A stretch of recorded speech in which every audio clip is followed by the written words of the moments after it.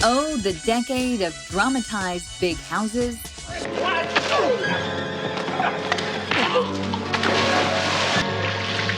big fights,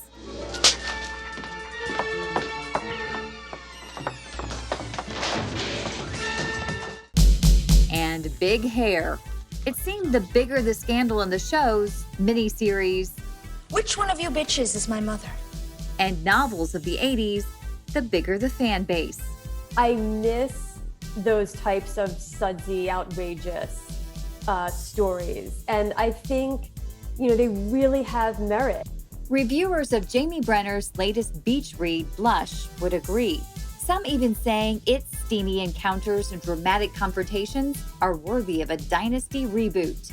Literally made my day. Was probably the favorite quote I've ever gotten for any book. After all, Brenner drew on her love of these scandalous stories of her youth I saw these books as a, quote, guilty pleasure. to write a novel about 3 generations of women who revisit a trashy book club from the 80s to save the family's failing winery. In Blush, Brenner pairs the female empowerment of those retro dramas I answer to no man, and you know it. with real-life stories of vineyard chauvinism. There was even a time when women weren't allowed to be around the barrels of grape juice that were fermenting because it was believed they could turn the wine. I don't, from the hormones, I don't know what. Brenner even turned to winemakers' memoirs for her research because, like they say, truth is often stranger than fiction. This woman, Louisa Thomas Hargrave, she started the first North Fork vineyard in 1971 with her husband. And when they were doing the paperwork, she was not allowed to be on it because the business could only be operated by the head of household. So just in case anyone thinks I'm exaggerating the chauvinism in winemaking in this book, it's from here. It's true. Jamie Brenner takes us into her writing process, sharing inspirations for this latest book and lessons learned on wine and cheese pairings. Plus, we chat about the outrageous fashion and stories of those shocking 80s dramas. It's dangerous, it's reckless, it's free, it's not politically correct.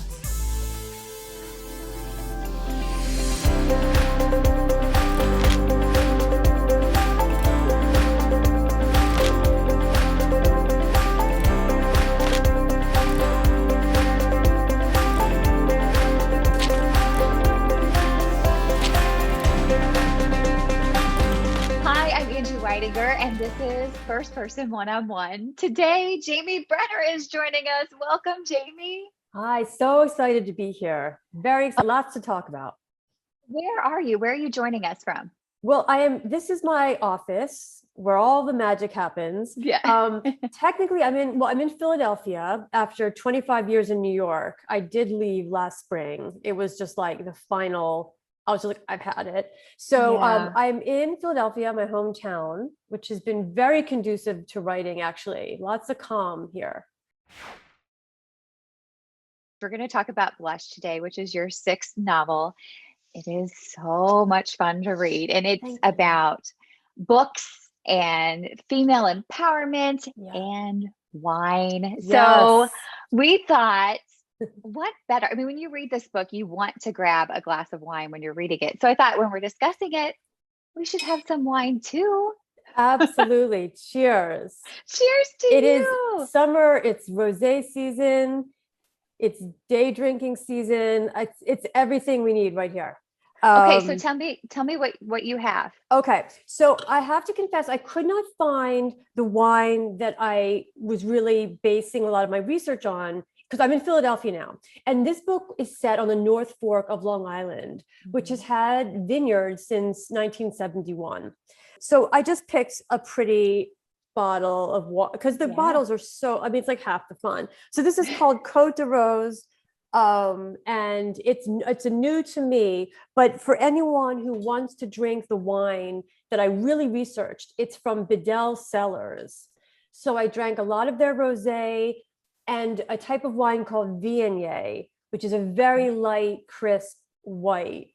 The thing with rosé is you don't have to be too serious about it. Like you figure out what you generally like. Like some are very darker, a little more sweet. Some are lighter, more like the Sauvignon Blancs. And just, it should be fun. You don't need a PhD in viticulture to enjoy rosé. So Well, and that's what I love about your books. There's a little bit about don't take things so seriously. absolutely.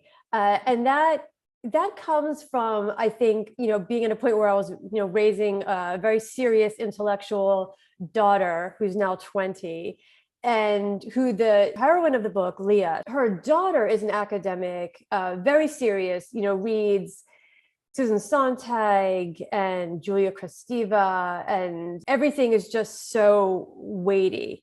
Like, I don't think she's ever read one of my books. It's just like, no.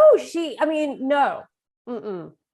Just because that's not her thing, or It's she's not too her busy. It's not her thing. No, she's not busy. All she does is read, but she's reading the most arcane things. I'm trying to and that's how I started, so I write, Blush delves deeply into sort of the trashy novels of the 1980s, which were formative to me.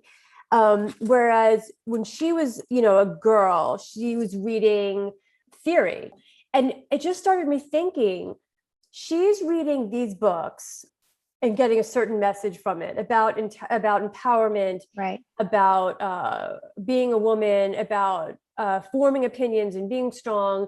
And I got the same messages, but I got them from reading Jackie Collins and Judith Krantz. I was an English major. I read all the classics. I've read everything.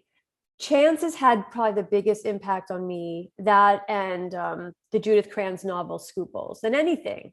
A lifetime of reading can't really compare the things you read when you're young. Why do you think that is? What was it about the characters in those books that really grabbed you think?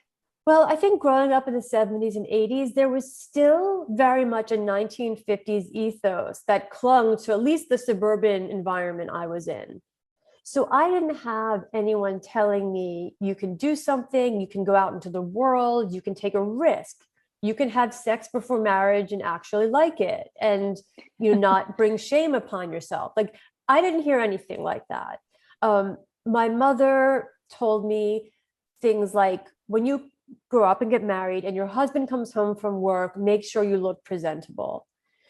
So then I'm reading, going back to how I discovered these books, I go to the library, my local library, Penguin Library, and I see these novels and just the jacket copy about, New York City and Paris and Las Vegas. I'm like, oh, I want to be there. So I would check them out of the library, but I would also check out like a Nancy Drew book or something appropriate. And then when I got home, I would swap out the jacket covers. So if my mom came into my bedroom, she wouldn't see what I was really reading.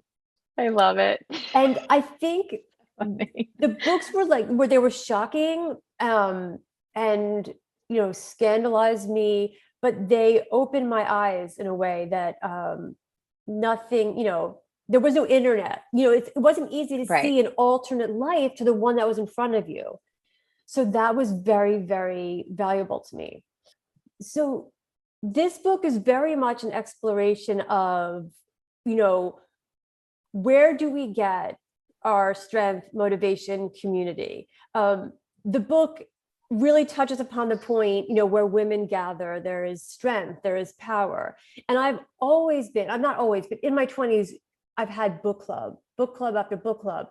More recently, I joined a knitting circle. And I really believe that it's the casual sharing of time and ideas that give us the most to work with in life. The book is dedicated to Jackie Collins and Judith Krantz. Yes. But you never got to meet them, is that right? No, I never did, which I really was thinking, especially the past 2 years, how much I wanted to meet Judith Krantz, because I knew Jackie was already gone. And the crazy thing is that my pub day for this book actually falls on the second anniversary of Judith Krantz's death. And I think about her a lot. There's a documentary out just this month about Jackie Collins called Lady Boss. I did meet Jackie Collins' daughter last week at the premiere of the documentary. And she was just so lovely. And she's reading the book and she told me she's enjoying it, which was, incredibly gratifying to me. Because her mother, I felt like her mother was telling me things that my own mother would not or could not tell me as a teenager. Have you ever thought about what you would have said to them or talked with them about? I think what I would have said is sort of what I ended up saying to Jackie's daughter when I first met her, which is just, I would thank them for putting such raw, honest material on the page, not being afraid. What also really touched me is that these books came out and they were really criticized by the literary gatekeepers. They got bad reviews. The authors would go on talk shows and the male talk show hosts were so condescending and so belittling. It wasn't as, quote, safe an environment for women to write about these things as it is now. At the same time, what was really interesting is I reread these books in writing Blush, and I saw that some things don't fully translate to today. There are certain words that were used, certain attitudes, they didn't age, but the important things did. So that was something I had to address in Blush. Reading these books through the eyes of a 20-year-old, she's going to notice certain things that when I read it in 1985 weren't red flags to me. And it's kind of jarring because I know when I write a book, how carefully they're edited to be not triggering, nothing, everything's got to be very, and oh my gosh, the topics, the language, the way things are described, it's like the equivalent of how in the 70s, remember, there were no seatbelts and I'd be in a carpool and we're all just kind of bumping in the round of the whole flat back of a station wagon versus today where everything's strapped in and the baby car seat. And that's what it's like reading a book from the 1980s. It's dangerous, it's reckless, it's free, it's not politically correct. You know what I mean? And there's a lot of sort of power in that, even reading it now. Let's talk then a little bit about the other part of this book, the winery, because it is a large character. The winemaking, the wine is a big character of the book as well. And I wonder how you got to make that such a big part of it, because you didn't know anything about winemaking before this book. No, I did not. And the idea actually came while I was researching a book called Drawing Home, which was set in Sag Harbor. And there's a restaurant in Sag Harbor called Wolfer Kitchen. And when I was eating dinner at Wolfer Kitchen, I saw that the wine list was all Wolfer wines. I was like, oh, that's really interesting. They have a vineyard, they have a restaurant. That's really cool. Did a little research, and sure enough, it's a family. The daughter is heavily involved, and this is their family business. And they had a rosé called Summer in a Bottle. My idea for this was, wow, a family, a vineyard, North Fork of Long Island, something different than what we think of like Napa. And so that was the beginning. And I did all my research actually at a North Fork vineyard called Bedell Cellars. Sometimes you have an idea for a book and the concept and the setting don't perfectly meld together, but something really interesting happened as I began researching wine. I found that wine, there's something called terroir, which is taste of a place. So obviously a wine that comes from the soil in Cutchogue, New York, is not going to be the same, can never be the same as wine that comes from California or Burgundy or anywhere else. The story of Blush, Leah, the woman who's in her 50s, she is essentially cast out of the winery. She goes off to New York City. She creates her own life, her own career. But the winery is still within her. She can never really escape it because we can never change our place of origin. And so I felt like there was a real connection between where a wine comes from and where we as people come from, and that you can reinvent yourself, but you can never change that. Yeah. Oh, that's so interesting, but that's so true. It plays into so much of who you are, doesn't it? Yes. That's very similar with cheese too, right? Which is another part of the book. Yes. So I took a wine and cheese class at Murray's Cheese in the Village, and it made me realize how not just an art and craft and science, but that wine and cheese are living, breathing things that are never the same from one minute to the next. And again, this really dovetailed with the idea of, the characters in my story and personal growth, and that, change is inevitable, it's necessary, and you just want to change in the best way possible. So when we opened the wine, or when we even sampled the cheese that night, they told us in 2 months, neither one of these will taste or look the same. You can only catch it in that moment. And there's a few different theories about pairing. One is like goes with like. So, or in other words, what grows together goes together. So if you have like a New York upstate dairy farm that's producing a cheese, it'll go really nicely with your North Fork wine. Then there's the opposite attracts, which, you can do the math there. But I also learned, like, there are no rules, and it was just suggestions for complementing the cheese and the wine. So should we discuss the cheese? Yeah. Okay. Yeah. So one cheese I discovered during that class, which has become my absolute favorite, is called Kunik. And so this is Kunik, and it's a triple cream cheese, and this is called a blooming rind, which you can actually eat. And it's sheep milk with a little bit of cow cream, and it's super buttery and amazing. And when I did the class, they paired it with the Viognier, the very light white, but it pairs also really well with a light rosé. So that's what I would drink with this. And it's such a decadent, like, it feels like this is indulgent eating that cheese. Recently on your Instagram feed, I saw that you posted that you bought some vintage, I guess you call them retro issues of Vogue. Yes. Those were fun. Oh my goodness. First of all, like, thank goodness for the internet that I could go and order these. So yes, I went back, I got some Vogues from the late 80s, most of which had Paulina on the cover. Paulina Porizkova, who was my favorite. Like, I loved Vogue back in the day when they had models, not actors on the cover, because to me, you could project your own story. Again, like, if I see Julia Roberts on a cover, she's beautiful, but it's Julia Roberts. It doesn't take me away it doesn't transport me in the same way that it did back in the day when I knew nothing about the women. They were just these, the face and the eyes. I could tell my own story with it. And I loved that. And I loved leafing through and seeing the hair coloring ads starring Crystal Carrington. Linda Evans was like the spokesmodel from Dynasty. It just got me in the frame of mind to visualize the grandmother in Blush. The matriarch plays a really big role. And it was her book club that really started the reading of the Jackie Collins and Judith Krantz books. So I was trying to visualize, what were they wearing back in 1985 when they sat on the veranda of the winery and they read Scruples? Well, they were probably wearing a little Escada. They probably had like pretty heavy makeup on.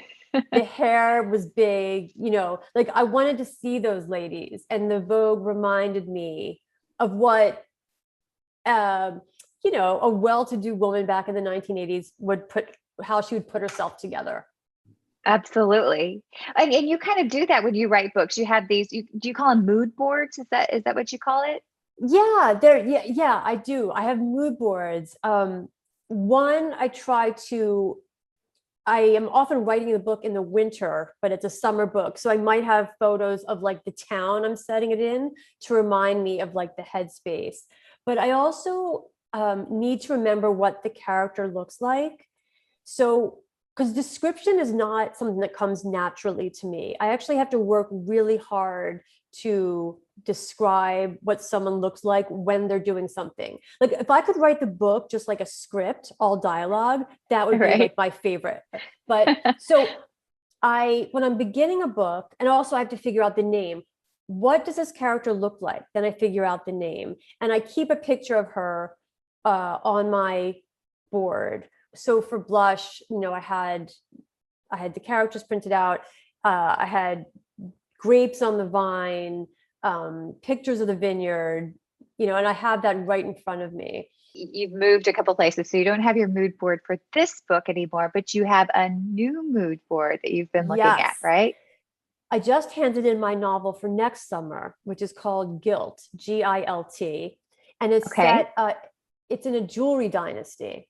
So this is all about a family of jewelers. So I don't know if we can see here. First, I found this fabulous woman of such a diva. I think it's the model Carmen Delafici. So I'm like, okay, this is the matriarch. Then these ads for Versace ran on social media a year or two ago. And it's a family. And like I said, magazine photos that tell a story really interest me. And clearly something's going on here. Like no one's happy. They're not having it. These women, 3 generations of women, super agitated. Like, look at her face. So I'm like, okay, this is the family. Then I watched the Queen's Gambit, and I'm like, I love her. So I put her on here to like have her as my heroine visualized. Yes. This is a famous pink diamond called the Pink Star, which is one of the most expensive diamonds ever sold at auction, like $1 gazillion. I can't remember how much. These are charms made by Lulu Frost, who's a New York jewelry designer, one of my favorites. So she finds vintage items, like this could be like from a watch or a belt buckle, and she turns them into charms, which I think, repurposing stuff is super interesting to me. Yeah. This is the business card of a very prominent costume jewelry collector named Carol Tannenbaum. And I ordered something from her. I ordered her book, I ordered a ring, and this was her little card in here. And she really showed me that costume jewelry can be as valuable as the real thing, not because the stones are intrinsically valuable, but because the art of it is so valuable. So you could have a real diamond ring that's not even as valuable as a piece made by someone like back in the 1930s that is like a classic vintage piece of costume jewelry. So I like that idea too. Oh, this book sounds so interesting. What's the premise of it? The premise is there is a jewelry family, think Tiffany or any jewelry house that kind of like dominates. And the jewelry house really created the modern day engagement ring. But ironically, there was problems, infighting, breakups within the family. And the granddaughter ended up sort of being cast out. And when the book begins, the granddaughter has just graduated college, and she is sort of coming back to reclaim her birthright. So that is the jumping off point for Gilt. Oh, it sounds interesting. I'm excited for that. When does it come out? Next summer. I have enjoyed this drink with you, this time with you. Thank you so much. Thank you. Thank you to all of you for joining us, and happy reading. Her father had been bringing her out into the fields from the time she could walk. The winery was her home, and the acres of surrounding fields were her secret garden. This made her feel special. It made her feel like she had a destiny, and no matter what happened at school or with her friends, she had something bigger to hold on to. Here, she belonged.